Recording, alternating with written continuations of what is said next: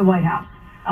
We've not received a flat no. But while the search is on for more housing, Mayor Adams says the response can't be, let's find another, room somewhere. This is just not sustainable. They were joined by hospitality industry executives who vowed to supply job training and help with the asylum process. Julia Papa, 1010 Wins on 92.3 FM. Also, more on the housing side. Several schools here in the area have been asked if they have any dorm space since the college kids will be away this summer. Congressman Dan Goldman saying we could certainly use the help. Then we would urge them to work with the mayor's office to help provide their free space to the shelters for as we continue to deal with this unsustainable influx of migrants coming to New York City. Meantime, you've got Suffolk officials still trying to prevent New York from sending migrants over to Long Island. The Suffolk County Legislature held a big news conference yesterday declaring potential legal action should Mayor Adams try to press the issue. In the Bronx, a 27-year-old victim has died after being dumped at a hospital. Police say Juan Rojas Lopez was mortally wounded when he was dropped off at Bronx Care by somebody who didn't bother to stick around about 10 o'clock last night. Say he was stabbed in the torso and left tricep in an incident which they later determined had happened on West 174th Street in Morris Heights. Rojas Lopez lived in the Bronx about 2 miles from where he was stabbed. Unclear why or who stabbed him.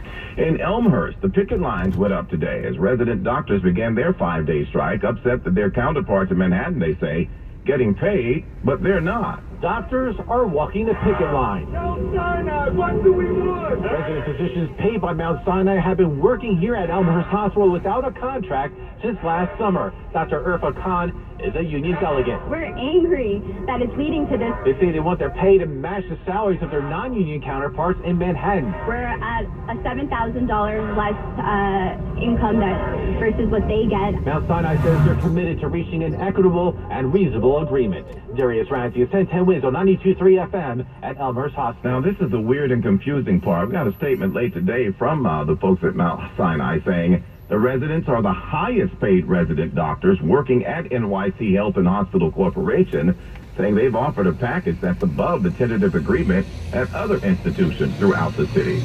Sure, we're hearing more and more about this one, folks. It's confusing. Many police officers in the city wear body cameras. Now, another part of the NYPD says we want them too. Usually you might hear some pushback from police officers when the topic of body-worn cameras is broached. But it's the opposite with the NYPD's traffic enforcement agents. I'm requesting every member have a body camera because of the safety issue. Union President Saeed Rahim says his 2,700 members are targeted by angry drivers almost daily. They assault our members, they accuse our members. So that is the reason the body camera is most important to prove it whose fault is it. He also says the job has evolved with agents taking on more responsibilities and the starting salary of about $41,000 should evolve along with it. Steve Burns, 1010 Wins on 92.3 FM. There's been no comment yet from the city or the NYPD. 1010 Winds accurate now, partly cloudy and comfortable tonight with a low of 55 degrees, 40s in the outlying areas, outlying suburbs, upper 40s. Tomorrow, some hazy sunshine, cooler but nice, a high around 70 degrees.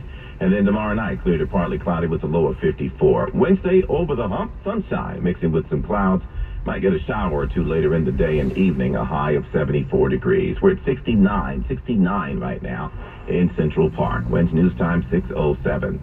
Oh, she's going after him again. Author E. Jean Carroll, on the heels of getting a $5 million damage award against ex-President Donald Trump for sex abuse and defamation, says she's filing another lawsuit against him.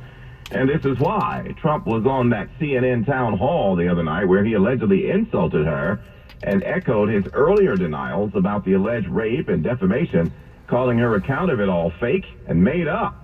It was the same thing which landed him in court in the first place. And E. Jean Carroll figures, okay, if you're doing the same thing, I'm going after you for even more.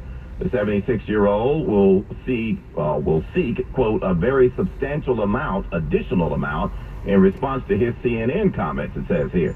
The new suit seeks to, quote, deter Donald Trump from engaging in further defamation and to deter others from doing the same.